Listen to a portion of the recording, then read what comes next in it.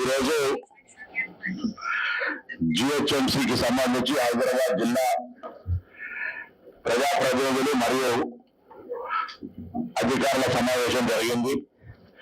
మొన్న గౌరవ ముఖ్యమంత్రి గారు 10వ తేదీ నాడు అందరు జిల్లా కలెక్టర్లు, రాష్ట్ర స్థాయి అధికారులతో సమావేశం నిర్వహించి 4 ప్రధాన కార్యక్రమాలకు సంబంధించిన కార్యాచరణ, క్షేత్రస్థాయి అమలుకు సంబంధించి రివ్యూ చేయడం జరిగింది. అందులో 4 కార్యక్రమాల్లో 2 గ్రామీణ ప్రాంతాలకు సంబంధించిన కార్యక్రమాలు కాబట్టి హైదరాబాద్ పరిధిలోకి రావు. ఒకటేమో రైతు భరోసా, 2 ఉపాధి హామీ కార్మికులకు ఇచ్చేటువంటి ఇందిరమ్మ ఆత్మీయ భరోసా. అవి 2 హైదరాబాద్ సమస్య జిహెచ్ఎంసీ పరిధిలో లేవు కాబట్టి మిగతా 2 కార్యక్రమాలైనటువంటి రేషన్ కార్డుల పంపిణీ, ఇందిరమ్మ ఇళ్ల పంపిణీ, ఈ 2 కార్యక్రమాలను ప్రతి లబ్ధిదారుడికి చేకూర్చాలని, లబ్ధిదారుడు అనర్హుడుగా ఉండకుండా అంటే లబ్ధిదారుడికి రాకుండా ఉండేటువంటి అవకాశమే లేకుండా ఎంపిక ప్రక్రియ కొనసాగాలని కొన్ని మార్గనిర్దేశకాలు ఇచ్చి ఈ యొక్క సమావేశంలో చర్చించడం జరిగింది. క్షేత్రస్థాయిలో ఇందుకు సంబంధించి కొత్త షెడ్యూల్ కూడా విడుదల చేయడం జరిగింది. నేను గౌరవ హైదరాబాద్ ప్రజలందరూ కూడా విజ్ఞప్తి చేస్తామా, ఇందుకు సంబంధించి ఎక్కడైనా మీకేమైనా ఇబ్బంది అనిపిస్తే సర్వే అనంతరం కూడా మీరు స్థానికంగా ఉండబడేటువంటి అధికారులందరూ కూడా సమాచారాన్ని ఇచ్చేటువంటి అవకాశం ఉంటుంది. కాబట్టి ఎవరు ఆందోళన చెందాల్సిన అవసరం, ప్రభుత్వం అందరికీ అన్ని రకాలుగా ప్రభుత్వ లబ్ధి ఏదైతే ప్రకటించారో అది చేరాలనే ఆలోచనతో మాత్రమే ఉంది.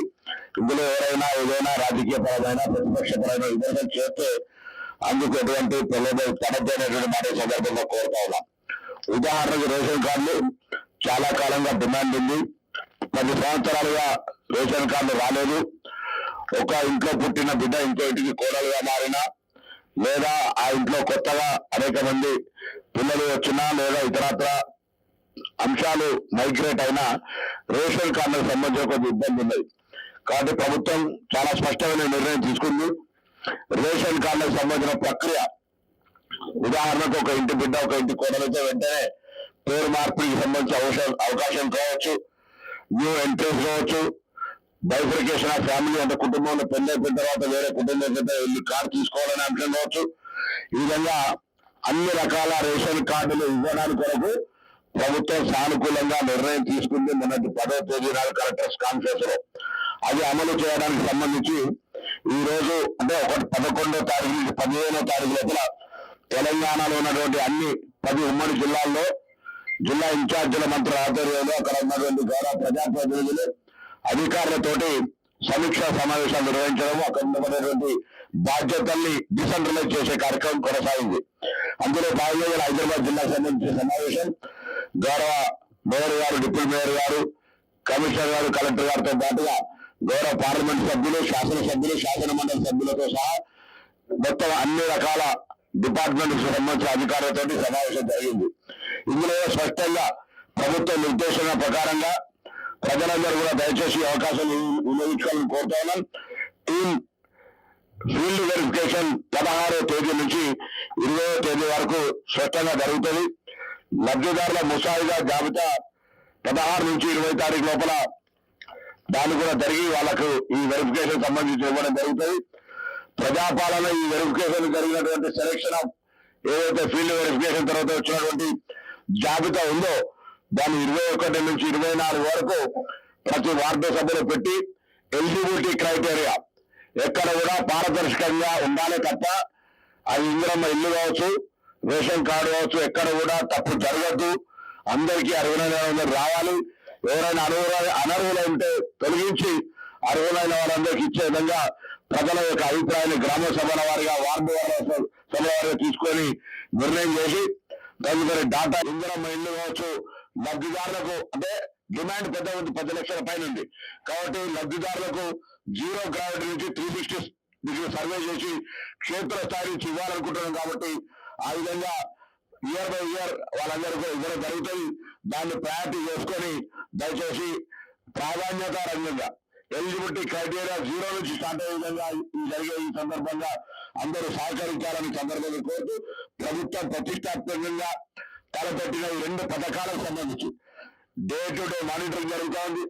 రాష్ట్ర స్థాయిలో జరుగుతూ ఉంది, జిల్లాల వారీగా జరుగుతూ ఉంది, ఆ మండల వారీగా, వార్డు వారీగా, కార్పొరేట్ స్థాయి నుంచి డివిజన్ స్థాయి వరకు కూడా దీని రివ్యూ జరుగుతూ ఉంది. జిల్లా ఇన్ఛార్జ్ మంత్రి హైదరాబాద్ తప్పకుండా అందరు అధికారులు అప్రమత్తంగా ప్రభుత్వం ప్రతిష్టాత్మకంగా తీసుకున్నటువంటి ఇందిరమ్మ ఇళ్ల ఎంపిక ప్రక్రియ, రేషన్ కార్డుల పంపిణీ ప్రక్రియ హైదరాబాద్ రాష్ట్ర రాజధానిగా మిగతా అన్ని జిల్లాలకు మార్గదర్శకత్వంగా ఉండేటువంటి జిల్లా కేంద్రం హైదరాబాద్ రాజధాని. అందరూ కూడా అటు కార్పొరేటర్ గౌరవ కార్పొరేటర్లు కానీ మేయర్ గారు కూడా 3-4 రోజులు ఒకసారి కార్పొరేటర్ అందరి భాగస్వామ్యాన్ని కోరుతూ ఒక ఫార్మల్ జిహెచ్ఎంసీ మీటింగ్ గా పిలిచి వాళ్ళ భాగస్వామ్యాన్ని ఈ విధి విధానాలను వాళ్ళందరూ కూడా తెలియజేస్తారు. అందులో మేము కూడా వచ్చి వాళ్ళకు సంబంధించినటువంటి ఒక భాగస్వామ్యాన్ని కోరుతాం.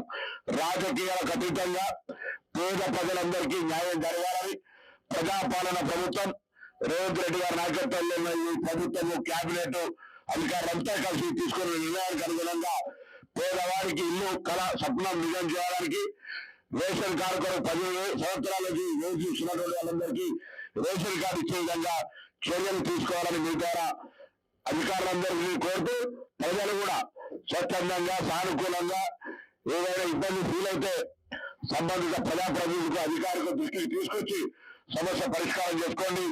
ఈ ప్రక్రియ మొత్తం సజావుగా జరిగే విధంగా అందరూ సహకరించాల్సిందిగా. ఎందుకంటే ప్రభుత్వం ఏ కార్యక్రమం తీసుకున్నా, గతంలో ఏ కార్యక్రమం తీసుకున్నా కూడా ప్రజల సహకారంతో మాత్రమే సక్సెస్ అయినాయి. ఇప్పుడు కూడా ఆ విధంగా కోరుతా ఉన్నాం. ఇప్పటికే గవర్నమెంట్ సక్సెస్ఫుల్ గా 2000 యూనిట్ల ఉచిత విద్యుత్ కావచ్చు, ఉచిత బస్సు సౌకర్యం కావచ్చు, ఆరోగ్యశ్రీ 5 లక్షల నుంచి 10 లక్షలు కావచ్చు, గ్రామీణ ప్రాంతాల్లో 2 లక్షల రుణమాఫీ, సబ్నావర్లకు 500 బోనస్, పిల్లలందరికీ నెట్ ఛార్జీలు 40% అడిషనల్, కాస్మెటిక్ ఛార్జీలు 200%, దాంతో పాటుగా 55,000 ఉద్యోగాలు, దాంతో పాటుగా ఈరోజు మళ్ళీ ఇందిరమ్మ ఇండ్లు, రేషన్ కార్డులు, వాటితో పాటుగా ఇందిరమ్మ అభయ ఆత్మీయ నేస్తం కింద ఉపాధి హామీ కార్మికులకు ఇల్లు ఇచ్చే వాళ్ళకి 12,000 ఇచ్చాం. ఆ విధంగా కార్యక్రమాలను కొనసాగుతా ఉన్నటువంటి సందర్భంగా ఈ ప్రభుత్వం చేపట్టే కార్యక్రమం ప్రజలకు, పేదవాళ్లకు సంక్షేమం అందాలనే ఉద్దేశం జరుగుతున్న కార్యక్రమాన్ని అందరూ దయచేసి సానుకూలంగా అమలు జరిగే విధంగా చూడాలని సందర్భంగా కోరుతాము. అది వేరు ప్రక్రియ. ఇందిరమ్మ ఇల్లు నియోజకవర్గానికి 3,500 ఆ కట్టిన వాటి గురించి, డబుల్ బెడ్రూమ్ల గురించి అసంపూర్తి ఉన్నాయని కూడా కంప్లీట్ చేస్తాం. కాంట్రాక్టర్ ముందుకు వస్తే ఆ కాంట్రాక్టర్ పూర్తి చేస్తాం. కాంట్రాక్టర్ పూర్తి కాకపోతే లబ్ధిదారులకు సంబంధించి లాటరీ ఉండవు. ఎలిజిబిలిటీ క్రైటీరియా కొద్దే జరుగుతుంది. పారదర్శకంగా వార్డు సభలో ప్రజల ముందు నుంచి ఎలిజిబిలిటీ ప్రకారంగా ఈ యొక్క ఎంపిక ప్రక్రియ కొనసాగుతుంది. నమస్కారం.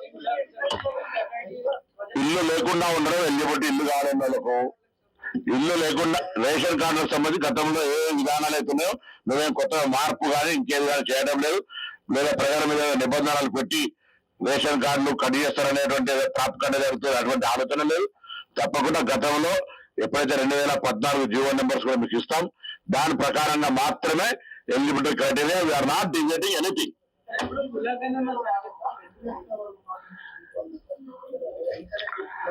అందుకే దానికి అందులోనే అదన్నీ కూడా క్రైటీరియా ఎట్లయితే గతంలో ఉందో ఆ క్రైటీరియాకి ఎవరు పోతున్నప్పుడు అవన్నీ మార్పు జరుగుతుంటే స్లోగా లిబరల్ గా ఉండాలని మాట చెప్పినాం.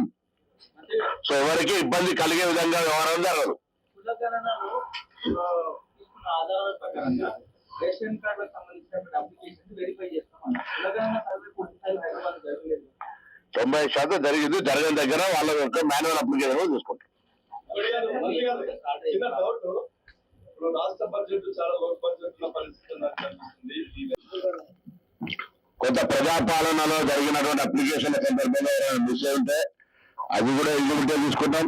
ఎక్కడ కూడా మాకు మేముగా ప్రభుత్వం వీళ్లకు అర్హత కానీ వీళ్లకు వీళ్ళు తీసుకోమనేటువంటి ఎక్కడ కూడా బెసిజం లేదు. సో ఎవరు ఎలిజిబిలిటీ క్రైటీరియా ఉన్న వాళ్ళు మిస్ గా అవుతారని ప్రభుత్వ లక్ష్యం. అందుకు ప్రజలంతా సహకరించాలి, అధికారులు ఆ విధంగా చర్యలు తీసుకోవాలనేటువంటి ముఖ్య ఉద్దేశం కొద్దీ ఈ కార్యక్రమం యొక్క తీవ్రతను దృష్టిలో పెట్టుకొని లేదా ఈ కార్యక్రమం యొక్క ప్రాధాన్యతను దృష్టిలో పెట్టుకొని ముఖ్యమంత్రి గారు నేరుగా డే టు డే మానిటర్ చేస్తాం.